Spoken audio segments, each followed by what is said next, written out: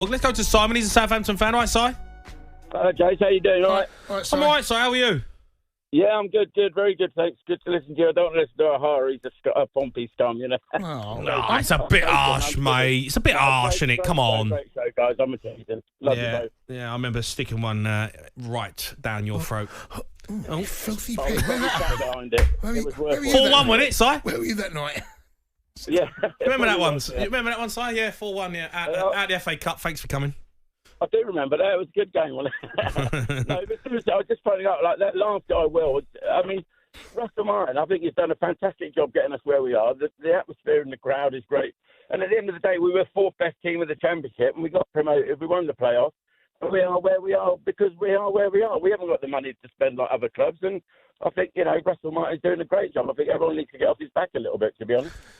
I get it. I get what you're saying. You've played 9 games, got 1 point. Like you're gonna get stick for that. We are going to get stick, and we accept that. But at the end of the day, we haven't got 30-40 million to spend on a striker, and we are creating chances with this Russell Martin ball that he likes to play. We have been getting the chances. We've just not been putting them away, and that is the problem. In this division, you get caught out and you don't score the goals. You're letting the goal down the other end. Okay, but is there a way that you can mix it up? Yeah, a little bit. Obviously, game management. I like the Leicester game, but you could say we should have scored another goal on top of that one, but we didn't. And unfortunately, that's the problem with the Premier League. You don't get the mistakes you do in the Championship, you get punished. Mm. Yeah, look, I hear you, Si, but Jay's right, because if you're going, let's fast forward another 9 games. If you're on 2 points, see the same games. You know, I've been impressed with Southampton. They've at times you feel they should come away with 3 points. They come away with 1. Should come away with 1 point. Come away with nothing. If this carries on, it can't carry on, can it? And that's the point that I think Jay's making. Get rid of the manager, though, you've still got the same set of players. Yeah, I know, but then I you know, then you've got to look at what could be done better, what could be done differently. Even though I like Russell Martin, poor recruitment, to be fair, but yeah, I mean, sometimes there's going to be one club that finishes bottom in the Premier League, right? And no matter what they do to try and change it, whatever they try, whether it be personally on the pitch, in the dugout, wherever it might be, you're always going down. You're destined. I think Southampton are destined to go down this year. I can't make a case. But change the destiny then. Well, then fine. Then roll the dice. You know, like if you're just going to accept, you can't just accept going down. I'm not saying accept it, but Southampton. It's actually 9th place in the Carabao Cup final, wouldn't it? Yeah, well, you'd take that, wouldn't you? Sorry. Well, certainly would, yeah. Yeah, exactly. So pipe down. We're not a big club, though, are we? We're not a big club. You are a big club. It's tough, isn't it? Because Southampton have done brilliantly to get where they are, and Russell Martin has got a lovely brand of football. And it's easy on the eye. You made the point, and you're absolutely right. It was so similar to Burnley and company last season. So similar. Yeah. Mm. There's a style of play. We played them last year. They went 1-0 up. We beat them 4-1. Yeah. When we strolled. Wow. And it's like, it shouldn't be this easy. No. And it was. Mm. There is an element of naivety about them. No question. You know, no Crystal question. Palace, I always think, like they've been terrible this season, Si.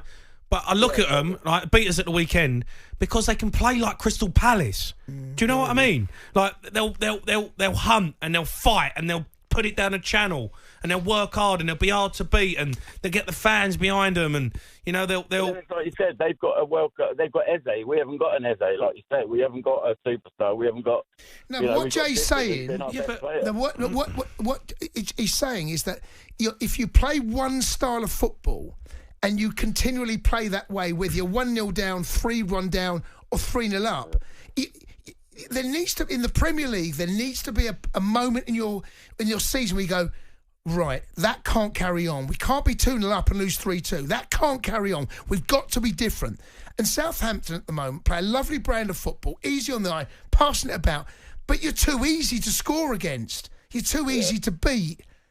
And that can't...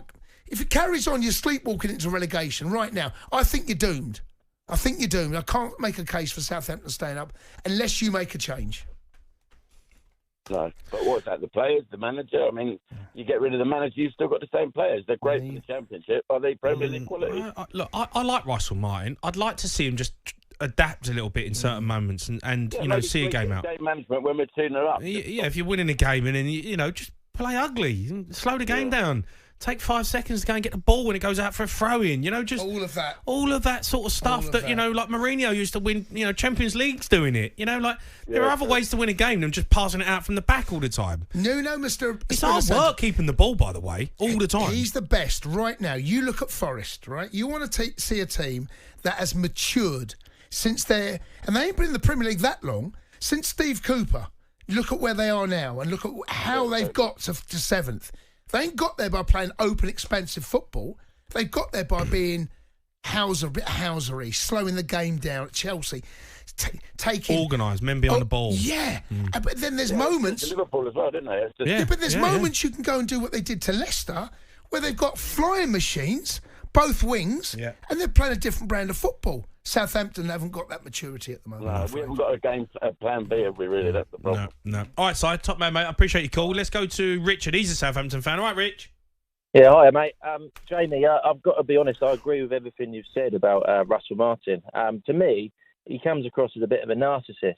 He's obsessed with this one style of football. As far as I'm concerned, he's using us as a stepping stone. And the points I'd like to make is we're Southampton Football Club.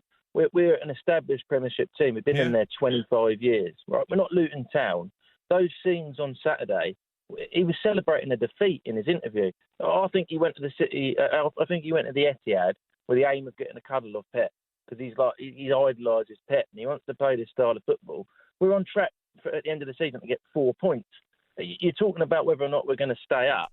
The aim of the season is to beat 11 points, which is Derby's record. Because I tell you, I don't think with Russell Martin in charge, we're going to get above 11 points. I'm going to go on record and say that before Halloween, we're not getting 11 points. Well, mate, if you ain't got over 11 points after Christmas, I think you'll be gone. Well, we've got 4 games coming up after the Wolves and Everton game. We've got to win both of them. After that, we've got Villa, Brighton, Chelsea. So that's Christmas. That's Christmas taken care of. The caller previous, I don't agree with him either. I look at our team. Ramsdale, for me, he's a top 7 keeper. I think he's a great keeper. Yeah. Kyle Walker-Peters, great, quality defender. Harwood Bellis, he's good enough, Premier League quality. Flynn Downs.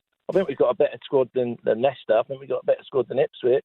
I look at sides like Brentford, even Bournemouth down the road. They got decent players, but I don't think we should be so far behind those teams. I just don't see anyone can. What about the young players at Southampton? Because I remember growing up, right?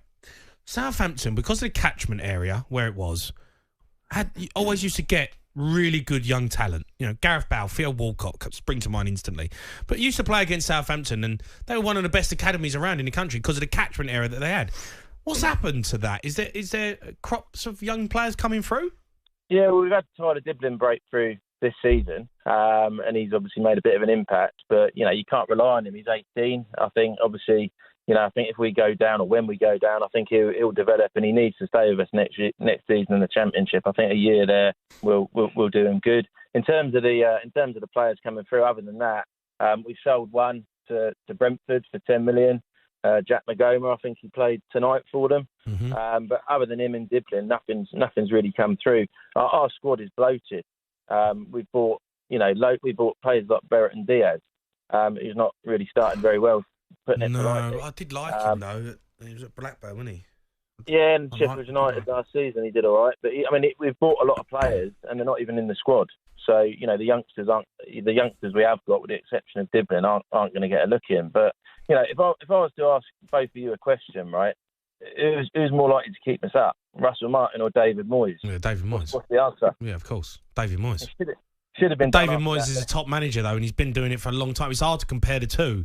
Do you know what I mean? Like, David Moyes has been a Man United manager, and Russell Martin's a new young manager. Now, of course, David Moyes' experience on its own you'd take him. It's of course you jump at it to have him, but I don't know if you could get him. I remember sitting here having this conversation with Cundy. I remember the conversation about if Southampton keep selling their best players, they're going to go down, and then they're going to find it so hard to come back. Yeah, they've been doing it for years. And then all of a sudden they clung on, and eventually they went. And now look. You look at the players. You think of the players that they've had: Mane, Bale, Van Dijk, Shaw. They've had top talent there. Lallana, right? There's a team in there, Van Dijk. I know. You look at the players they have sold over the years, their recruitment and their They should be like Brighton. Well, that's where they should be. You can't keep selling off your silver. Yeah, the family silver, year after year, got sold. There are other players now. People shouting at the radio about other players that have gone. They have got over the last 20 years. The players they have moved on, and it has, and it's eventually it catches up. Yeah, it's a great way to do business, but then the recruitment, then the pressure to replace Bale, replace Shaw, replace Van Dijk, replace Mane, replace Lallana. These players have gone on to go and win Champions Leagues. Yeah, I know. Walcott. Yeah, I know, mate. No, honestly, mate, growing up, Southampton were a big club with big... Alan Shearer come through there. Letizia come through there. Jason Dodd. Francis Bernard. They had such a huge catchment area for players. They always used to have the best young players, Southampton, down on the south coast. I don't know what's happened. And I'm just so surprised that Southampton have ended up talking the way they're talking. The recruitment has changed. The way the club's changed. And then, The Sports Bar with Jamie O'Hara and Jason Cundy. Monday to Thursday nights from 10 on AM, on DAB, via the talkSPORT app and on your smart speaker. talkSPORT.